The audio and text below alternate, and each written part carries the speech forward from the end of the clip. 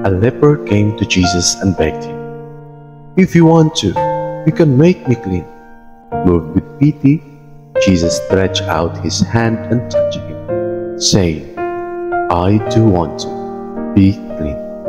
The leprosy left the man at once, and he was made clean. Hi!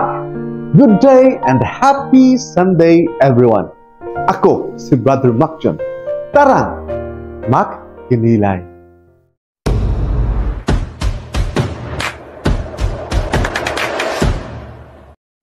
Ang ebanghelyo natin ngayon ay karugtong pa rin sa ebanghelyo natin noong mga nakaraang linggo. Si Jesus ay nagpalaya ng masamang espiritu sa sinapian na lalaki, nagpagaling ng mga may sakit, nangaral ng mabuting balita, at ngayon, pinagaling ang ketong. Sa ebanghelyo natin ngayon, ipinakita ni Jesus kung paano makiramay sa pamamagitan ng paghipo at pagpapagaling sa lalaking may ketong. Sa kabila ng lahat, kung paano ito ituring ng lipunan at mga bawal sa relihiyon na nauugnay sa sakit. Hindi lang basta hipo ang ginawa ni Jesus, kundi nakiisa siya o pinasok ang mundo ng ketong. Dito sa ebanghelyo, ang lalaking ketongin ay nagpapakita ng pananampalataya sa pamamagitan ng pagtawag o paglapit kay Jesus at paniniwala sa kanyang kakayahang pagalingin siya. Binibigyang diin nito ang kahalagahan ng pananampalataya sa pagtanggap ng mga pagpapala at mga himala. Pagkatapos pagalingin ng ang lalaki, inutusan siya ni Jesus na sundin ang mga itinakdang ritual para sa paglilinis at huwag ipagsabi ang himalang naranasan.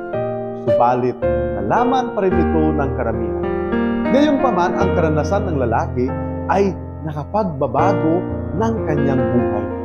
Jesus is willing to touch those who've been rejected, abandoned, and forgotten. The last, the lost, and the least. Dahil likas na kay Jesus ang pagiging mahabagin. Brothers and sisters, siguro marami sa atin ang nagnanais na gumaling sa kanilang mga karamdaman. Marami sa atin ang nangangarap na maranasan ang himala na naranasan ng ketongin sa ebanghelyo. Subalit, magiging pagnanais at pangarap na lamang ang mga iyan kapag kulang tayo sa pananampalataya at paniniwala kay Kristo Jesus.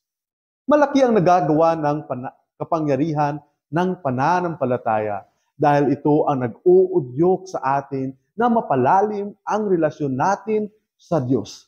Kapag matibay na ang iyong pananampalataya at malalim na ang iyong ugnayan sa Diyos, then miracle is happening at gagaling ka na sa iyong masalimuot na nararanasan o nararamdaman. Because Jesus is willing to touch or heal us, willing to intervene in our lives and to journey with us if we have faith and we believe in Him. Kaya, God bless. Ikaw, ano ang pagninilay mo sa ebanghelyo natin ngayon? Kaya, follow for more. Bye-bye.